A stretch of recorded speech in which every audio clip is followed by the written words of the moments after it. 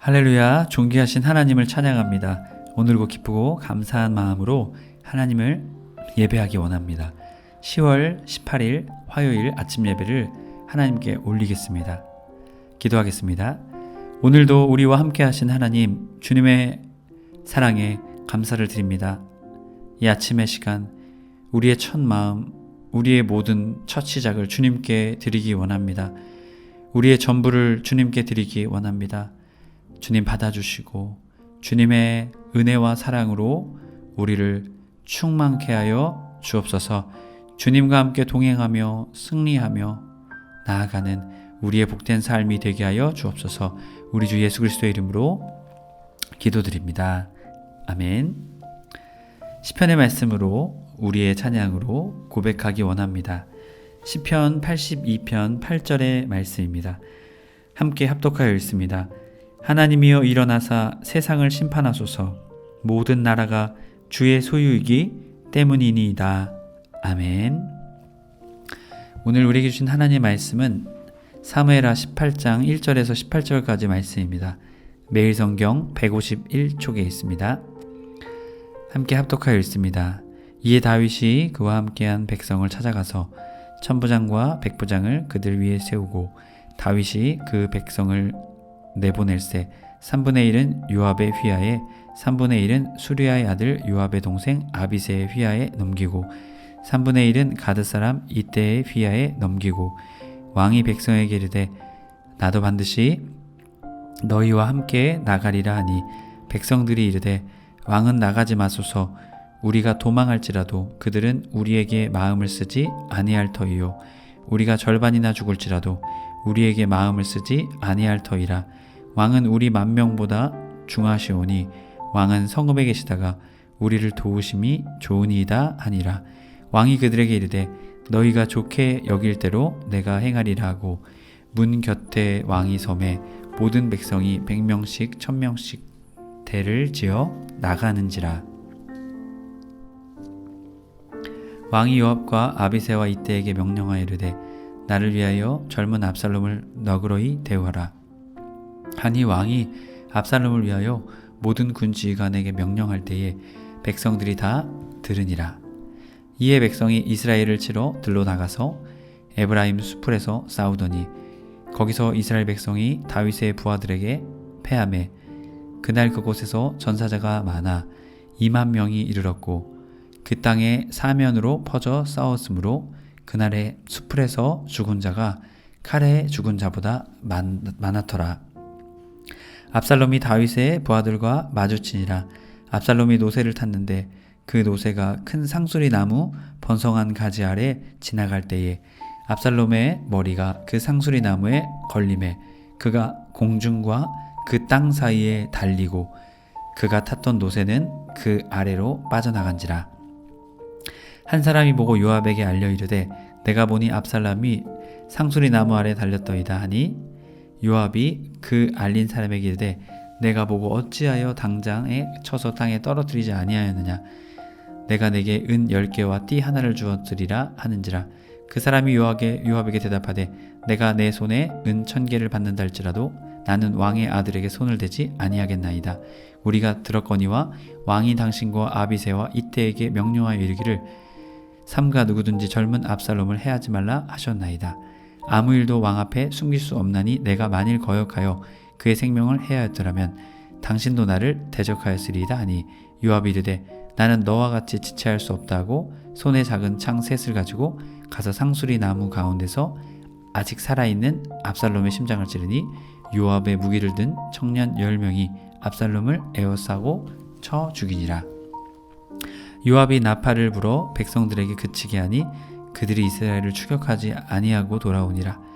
그들이 압살롬을 옮겨다가 숲을 가운데 큰 구멍에 그를 던지고 그 위에 매우 큰 돌무더기를 쌓으니라. 온 이스라엘 무리가 각기 장막으로 도망하니라. 압살롬이 살았을 때에 자기를 위하여 한 비석을 마련하여 세웠으니 이는 그가 자기 이름을 전할 아들이 내게 없다 말하였음이라더라.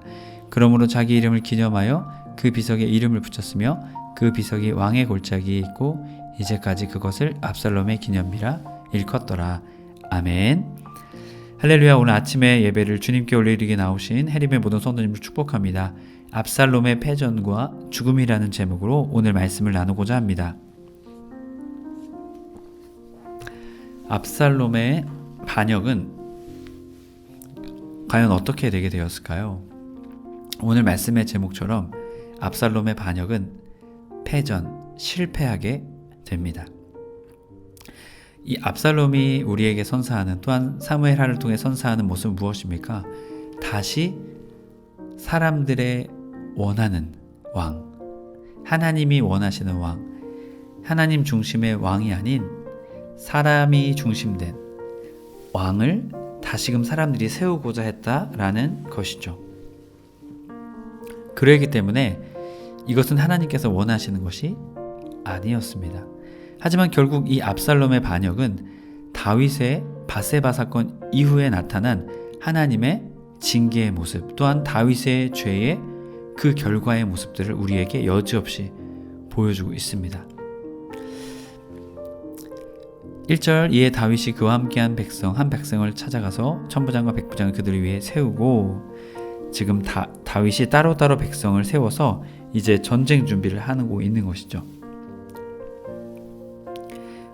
이에 찾아가서 라는 이 단어는요, 와이프코트라는 단어인데요, 계수하다 라는 것입니다. 백성, 전쟁에 참여할 수 있는 백성들이 얼마나 되는지를 지금 다윗이 계수하고 있다는 것이죠. 전쟁을 준비하는 다윗의 모습을 보여줍니다. 그리고 다윗은 그 백성을 3분의 1씩 3등분하게 됩니다. 하나는 요압의 휘하에, 그리고 하나는 그의 동생 아비새의 휘하에, 그리고 나머지 3분의 1은 이때에게, 가드 사람 이때, 블레셋 사람이죠. 이 사람은 아마도 이름이요 이때인데요, 하나님이 나와 함께 계신다라는 의미입니다. 아마도 이 사람이 블레셋 이방인이었지만 개종하여서 다윗의 휘하에서 다윗을 따르는 자로서, 하나님을 따르는 자로서 이 사람이 있게 되었다라는 것이죠. 이렇게 3등분으로 다윗은 군을 편성하게 됩니다. 그리고 다윗이 말하죠. 나도 반드시 나가리라. 너희와 함께 나가리라. 야초에제라는 단어인데요, 나도 반드시 너희와 함께 할 것이다. 여러분, 이 모습은 어떠한 모습과도 우리가 비교할 수 있을까요? 다윗이 전쟁에 참여하지 않았죠. 암몬과의 전쟁에 참여하지 않고 늦게까지 낮잠을 잤던 다윗의 모습을 여러분 떠올리십니까? 결국 그로 인해서 다윗은 어떻습니까? 밧세바를 범하고 그 죄를 덮기 위해 우리아를 죽이게 되죠. 그런데 오늘의 모습은 어떻습니까? 나도 반드시 이 전쟁에 참여하겠다. 다윗의 마음이 이제 그 범죄한 11장 그 마음과는 달라졌다라는 것을 우리에게 보여주고 있습니다. 그러자 3절에서 백성들이 이것을 거절합니다. 거절한다기보다는 그렇게 하지 말라고 간청하게 되죠. 왜냐하면 이 전쟁은요, 정복 전쟁이 아니라 표적 전쟁이었습니다. 그 표적이 무엇이었습니까? 다윗이었습니다. 그래서 앞에서도 아히도벨도 누구를 죽이려 했습니까? 다윗이죠. 다윗을 죽이면 자연스럽게 다윗을 지지하던 자들, 다윗을 따르는 자들도 그 다음 지휘자, 통치자를 찾게 되면 압살롬을 따를 수밖에 없었기 때문이었죠. 그래서 표적 전쟁으로 다윗을 어떻게 해서든지 죽이고자 했습니다. 그래서 백성들도 알고 있었습니다. 우리가 도망할지라도 그들은 우리를 신경 쓰지 않을 것입니다. 로, 야샤오, 엘레놀레브, 그들은 결코 우리에게 마음을 쏟지 않는다. 우리가 절반이나 죽을지라도 우리에게 마음을 쓰지 아니할 터이다. 왕은 우리 만명보다 중요합니다 라고 말하고 있는 것이죠. 그래서 백성들은 다윗 왕에게 전쟁에 참여하지 말고 성읍에 계시다가 나중에 우리를 도와달라고 요청하게 되는 것이죠. 안전하게 되면, 왕이 도와도 될 정도의 상황이 되면 왕께서 도와달라고 말하고 있는 것입니다. 그래서 다윗은 4절에서 너희가 좋게 여기는 대로 베네켐, 너희가 좋게 여기는 대로 내가 행하겠다. 그러자 문 곁에 왕이 서게 됩니다. 함말레크 왕이 문 앞에 섰던 이유가 무엇이었을까요? 전쟁에 참여한 이들을 격려하는 것이었죠. 그런데 반대로 생각하면 승전하고 돌아오는 자들도 왕이 문 곁에 서서 어떻게 해야 할까요? 칭찬하고 승전보를 축하해 줘야겠죠. 그런데 이제 뒤의 모습을 보게 되면요, 왕이 그러한 모습을 승전했을 때 보여주지 못하게 됩니다. 하지만 처음 참여하는 이 전쟁 앞에서 왕은 그들을 격려합니다. 그리고 다윗은 자신의 마음속에 있었던 중요한 이야기를 꺼냅니다. 5절 왕이 요압과 아비새와 이때에게 명령하여 이르되 나를 위하여 젊은 압살롬을 너그러이 대우하라. 여기서 이 젊은이라는 뜻은 나르라는 것인데요, 어리다, 아직 성숙되지 못하다, 이런 의미입니다. 지금 압살롬이 반역을 일으킨 건 그가 성숙하지 못하기 때문에 그런 것이니까 그를 너그러이 대우하라, 레아크, 부드럽게 그들을 대하라고 말하고 있습니다. 뒤에 말씀에서도 나오죠. 누구든지 젊은 압살롬을 해하지 말라. 12절에 나오는 말씀인데요, 바로 이 너그러이 대우하라는 것은요, 그를 죽이지 말고 그를 살려서 데리고 와 달라라고 아버지로서의 간곡한 부탁을, 왕이지만 아버지로서의 부탁을 하고 있는 것입니다. 어찌 보면 지금 다윗은 그를 용서하고자 하는 마음을 품고 있었는지 모릅니다. 다윗의 이 마음이요, 단순히 지휘관에게만 들린 것이 아니라 모든 백성이 다 듣고 있었습니다. 들으니 샤메우, 이 간곡한 부탁을요 모두가 들었다라는 것이죠. 6절 이에 백성이 이스라엘을 치러 들러나가서 에브라임 수풀에 싸우더니 거기서 이스라엘 백성이 다윗의 부하들에게 패하게 되었다라고 말합니다. 와인 나케프, 그날 그곳에서 전사자가 많아 2만 명에 이르렀다라고 말합니다. 또한 그 땅 사면에서 퍼져 싸웠으므로 그날에 수풀에서 죽은 자가 칼에 죽은 자보다 많았더라라고 말합니다. 여러분, 여기서 이 수풀은 무엇일까요? 하나님의 기적적인 개입, 하나님의 기적적인 역사였죠. 하나님께서는 초자연적인 방법으로, 또한 자연적인 방법으로 하나님의 개입하심을 구약 성경을 통해 보여주셨습니다. 오늘 여기서도 이유가 어떻게 된 건지 모르겠지만 수풀에서 죽은 자가 있다라고 말하죠. 칼에 죽은 자보다 수풀에서 죽은 자가 많았다라는 것이죠. 아마도 하나님이 개입하셔서 이 싸움을, 이길 수 없는 이 싸움을 어떻게 해요? 이기게 하셨다라는 것이죠. 결국 압살롬이 다윗의 부하들, 9절 보면요, 압살롬이 다윗의 부하들과 마주하게 되었다라고 말합니다. 이것은 단순히 우연이 아니라 하나님의 인도하심이죠. 압살롬이 노새를 탔는데 그 노새가 큰 상수리 번성한 가지 아래로 지나갈 때에 압살롬의 머리가 로시, 그 상수리 나무에 걸림에 그가 공중과 그 땅 사이에 달리고 그가 탔던 노새는 그 아래로 빠져나간지라. Y의 해자크, 결코 빠져나올 수 없는 상태에 놓이게 되었다. 상수리 나무에 걸림에 라는 이 단어가 결코 빠져나올 수 있는 그런 상황이 아니다. 꼼짝없이 갇히게 되었다 라는 것을 말하고 있습니다. 여러분, 압살롬의 머리는 무엇이었습니까? 압살롬의 외모, 그의 키, 그의 머리, 외적으로 사람들이 그들의 마음을 빼앗겼던 것이었죠. 하지만 하나님께서는 결국 어떻게 하십니까? 자신이 의지하는 것들을 통해서 결국 그가 망하게 되는 모습을 보여주죠. 여러분, 우리의 신앙도, 우리의 삶도 마찬가지입니다. 우리가 의지하고 우리가 자랑하는 것들, 하나님 외에 우리가 절대적으로 의지하는 것들, 여러분, 결국 그것으로 인해 우리는요, 삶에서, 신앙에서 실패와 넘어짐을 경험하게 됩니다. 여러분, 이것을 통해 우리에게 말씀하고자 하시는 것이 무엇일까요? 오직 하나님만 의지하라. 우리 하나님의 모든 성도님들이 압살롬처럼 자신의 외모, 또한 사람들이 자신을 향한 시선과 눈길, 마음, 그것에 우리의 마음을 빼앗길 것이 아니라 오직 하나님께 소망을 두며 나아가는 해림의 모든 성도님들 되시길 주님의 이름으로 축복합니다. 결국 압살롬이 상수리 나무에 걸리게 되죠. 그리고 노새는 빠져나가고 그곳에 걸려있게 됩니다. 10절에 한 사람이 보고 요압에게 이 사실을 알리게 됩니다. 압살롬이 상수리 나무에 달려있습니다. 그러자 요압이 그 알린 사람에게 이렇게 말합니다. 내가 보고 왜 hit네 라이타. 혼내는 것입니다. 어찌하여 당장 쳐서 땅에 떨어뜨리지 아니하였느냐. 여러분, 요압의 이러한 결정은 무엇입니까? 여러분, 압살롬을 데려온 사람이 누구입니까? 요압입니다. 앞으로의 장차 후계자 될 자를 자신이 데리고 와서 압살롬은 자신의 권력을 유지하고자 했던 것이죠. 그런데 데리고 왔는데 다윗 왕이 만나지 않습니다. 그러니까 압살롬이 어떻게 합니까? 요압이 어떻게 합니까? 압살롬을 모른 척하죠. 결국 압살롬은 요압의 집에 불을 지르고 요압을 자신에게 찾아오는 요압을 만나게 됩니다. 결국 이 요압이라는 사람은요, 압살롬이 후계자로서의 가망성이 없다라는 것이 판단되자 그를 죽이고자 합니다. 앞선 아브넬도 죽였죠.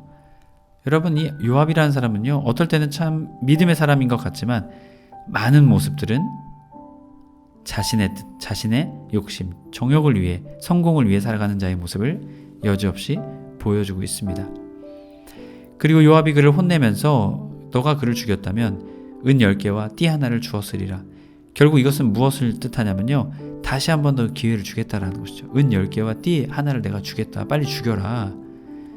그러자 이 사람이 말합니다. 요압에게 대답하되 내가 내 손으로 은 1000개를 받는, 아까 10개를 준다고 하는데 은 1000개를 받는다 할지라도 나는 왕의 아들에게 손대지 아니하겠다 마죠. 우리가 들었다라 말합니다. 왕이 당신과 아비새와 이때에게 명령하여 이르기를 삼가 누구든 젊은 압살롬을 해하지 말라. 쉬무르 라는 뜻인데요, 울타리를 쳐라라는 의미가 있습니다. 그를 보호하라라는 것이죠. 그러면서 아무 일도 왕께 숨길 수가 없다. 내가 거역하면 그의 생명을 해하였더라도 당신이 나를 대적하였을 것이다. 요압이 어떠한 자인지를 너무나도 잘 알고 있는 사람이죠. 아마도 너가 압살롬을 죽였어? 상 주지 않고 아마 분명히 죽이고 그 자가 죽였다라고 아마 누명이 아니라 이렇게 덧입혀서 거짓말을 했겠죠. 요압이 이르되 나는 너와 같이 지체할 수 없다. 오힐라. 작은 챙 셋을 가지고 가는데요, 이것은 확실하게 죽이겠다라는 의미입니다. 이 작은 창 셋이 의미하는 것은요, 확실히 완전히 죽이겠다라는 것이죠. 셋을 가지고 와서 상수리 가운데 살아있는 압살롬이 어디를 찌릅니까? 심장을 찌르죠. 다른 곳을 찌른 것이 아니라 심장을 찔렀다라는 것은 내가 죽이겠다라는 이 모습을 우리에게 보여주고 있습니다. 여러분, 이 모습은 어떠한 모습과 오버랩됩니까? 우리아를 죽이는 요압. 하지만 이제는 어떻게 합니까? 다윗의 아들인 압살롬을 죽이는 요압의 모습을 보게 되죠. 그때는 다윗을 만족시켰지만 지금은 이제 다윗을 아프게 하는 요압의 모습을 보게 됩니다. 결국 요압이 나팔을 불어서 이 전쟁을 마치고자 했습니다. 왜 그렇습니까? 정복 전쟁이 아니라 표적 전쟁이었죠. 압살롬이 죽게 되니까 결국 이 반역이 실패하게 되고 끝나게 되는 것이죠. 자, 압살롬의 죽음을 어떻게 합니까? 숲을 가운데 큰 구멍 가운데 그를 던집니다. 이거는요, 적대적, 이 적군을 대접하는 모습입니다. 그리고 큰 무더기로 쌓게 되죠. 이것은 저주받은 자라는 의미를 뜻합니다. 아간, 우리가 알고 있는 가나안 전쟁에서 감투와 그 물건들을 훔쳤던 아간, 그리고 아이성의 왕이 돌무더기 가운데 죽게 되죠. 저주받은, 하나님께 저주받은 자라는 그런 의미를 가집니다. 바로 압살롬의 죽음을 이렇게 마무리합니다. 그리고 압살롬이 어떠한 사람인지를 오늘 말씀의 마지막으로 보여주죠. 자신을 위하여 비석을 세웠다. 자기 이름을 전할 아들이 내게 없다고 말했죠. 사실 하지만 14장 27절 보면요, 아들 셋이 있었습니다. 아들 셋과 딸 하나. 하지만 자신의 만족, 자신의 마음에 드는 아들이 없었다라는 것을 의미하는 것이죠. 그리고 자기 이름을 위하여 기념비를 세우게 되죠. 스스로 자신을 세우는 자, 결국 그 자는, 교만한 자는 멸망할 수밖에 없다라는 것이죠. 결국 압살롬은 죽음으로 그의 삶을 마감하고 반란도 실패하게 됩니다. 우리 해림의 모든 성도님들이 기억하셨으면 좋겠습니다. 우리는 하나님을 따르는 자들입니다. 나 자신을 따르는 자들이 아니고 하나님을 높이는 자입니다. 우리 자신을 높이는 자가 아니다라는 것이죠. 분명하게 말하는 것은 자신을 스스로 높이는 자는 저주받고 멸망할 수밖에 없다라는 것이죠. 해림의 성도님들이 우리 자신을 높이는 것이 아니라 오직 하나님만 높이며 하나님만 세우는 여러분의 삶이 되시길 축복합니다. 기도하겠습니다. 사랑의 하나님 감사합니다. 오늘 결국 압살롬은 자신을 스스로 높이는 자였습니다. 그 삶의 끝은 죽음이었습니다. 사망이었습니다. 주님, 우리들도 이 사실을 통해 깨닫게 하여 주옵소서. 우리의 삶, 우리 그리스도인들의 삶은 우리 자신을 높이는 삶이 아닙니다. 오직 주님만 높이는 삶인 줄로 믿습니다. 오직 주님만 높이며 오늘 하루 주님께만 영광 돌리며 주님만을 찬양하며 주님께만 경배와 영광과 존귀를 올려드리는 저희들의 삶이 되게 하여 주옵소서. 우리 주 예수 그리스도의 이름으로 기도드립니다. 아멘. 주기도문으로 마치고 자유롭게 기도하겠습니다. 하늘에 계신 우리 아버지여, 이름이 거룩히 여김을 받으시오며 나라 임하옵시며 뜻이 하늘에서 이룬 것 같이 땅에서도 이루어지이다. 오늘날 우리에게 일용할 양식을 주옵시고 우리가 우리에게 죄 지은 자를 사하여 준 것 같이 우리의 죄를 사하여 주옵시고 우리를 시험에 들게 하지 마옵시고 다만 악에서 구하시옵소서. 나라와 권세와 영광이 아버지께 영원히 있사옵나이다. 아멘.